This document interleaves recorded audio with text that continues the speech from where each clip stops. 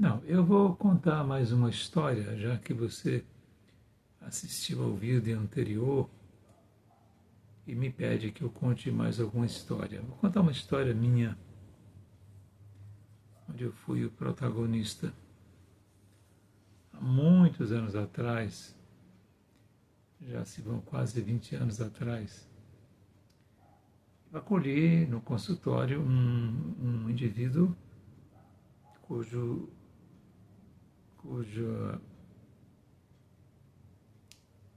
irmã havia cometido suicídio.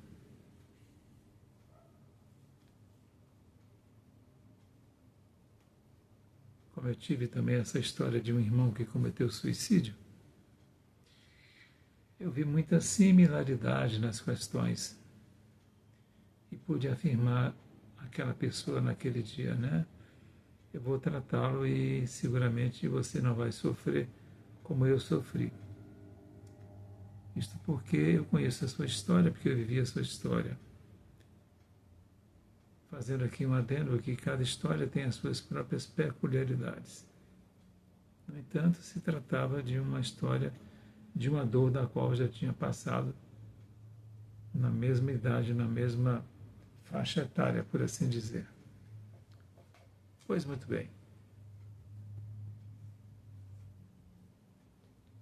Durante todo o período em que eu estava trabalhando com a pessoa em psicoterapia, ao meu lado esquerdo, esta irmã desta pessoa em espírito ficava com a mão assim encostada na parede, na cabeça, ouvindo a nossa conversa, o encontro inteiro. E eu dizia, olha, sua irmã está aqui nesta porta, olhando e ouvindo a nossa conversa. Durante todos os nossos encontros, praticamente. Ok. Dava a informação para ele e conversávamos sempre sobre questões do Espiritismo, para que ele fosse se apropriando cada dia mais um pouco das questões dele. A atitude que a irmã fez foi provocada por uma obsessão.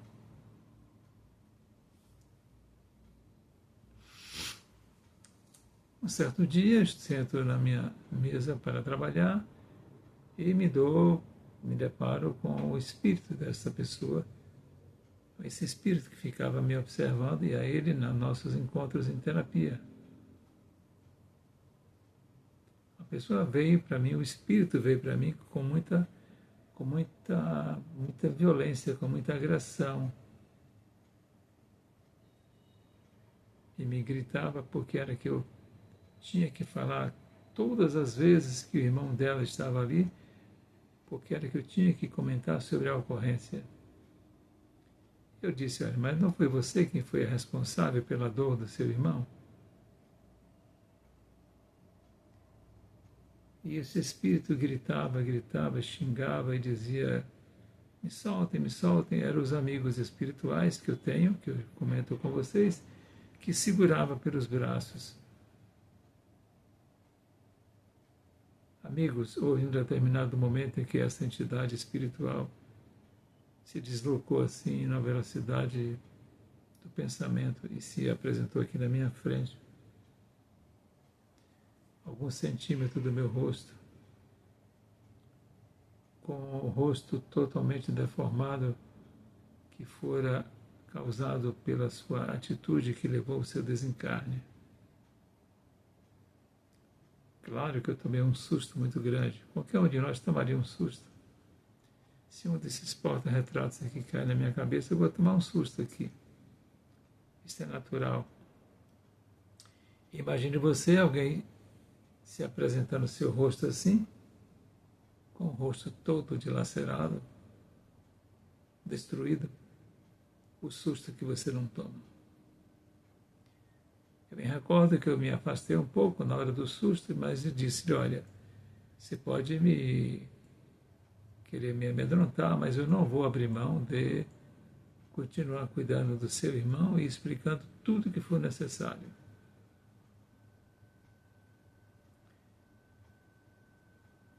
essa foi uma história entre centenas de outras histórias que eu poderia lhes contar aqui, para que você comece a tomar um rumo, para que você comece a buscar o caminho da realidade das nossas vidas.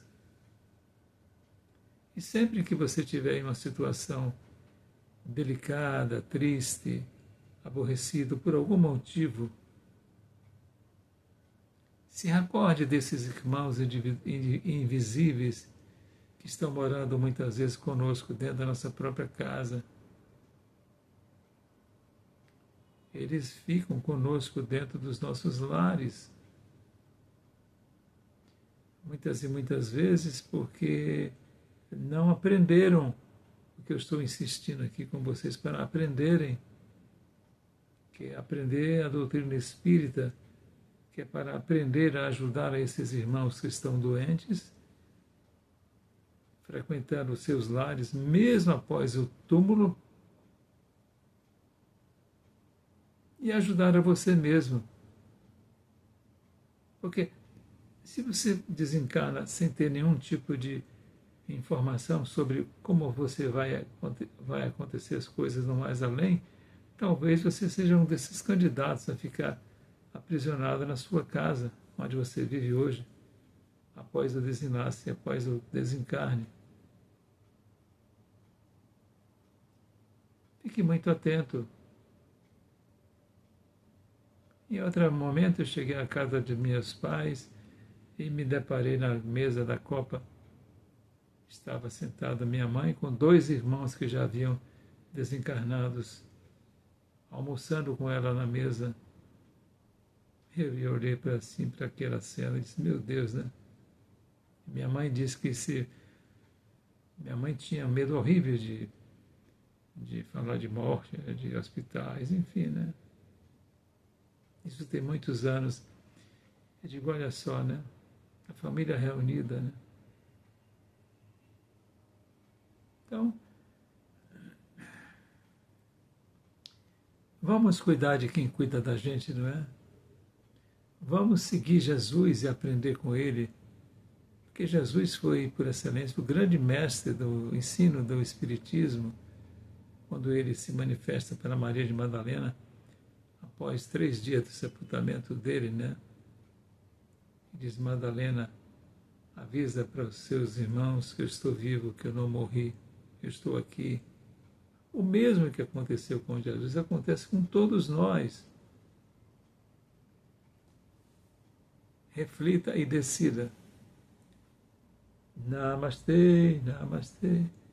O Deus que habita em mim cumprimenta o Deus que habita em você. Jesus esteja em tuas propostas, em tua maneira de viver a vida. Muita paz, muita paz.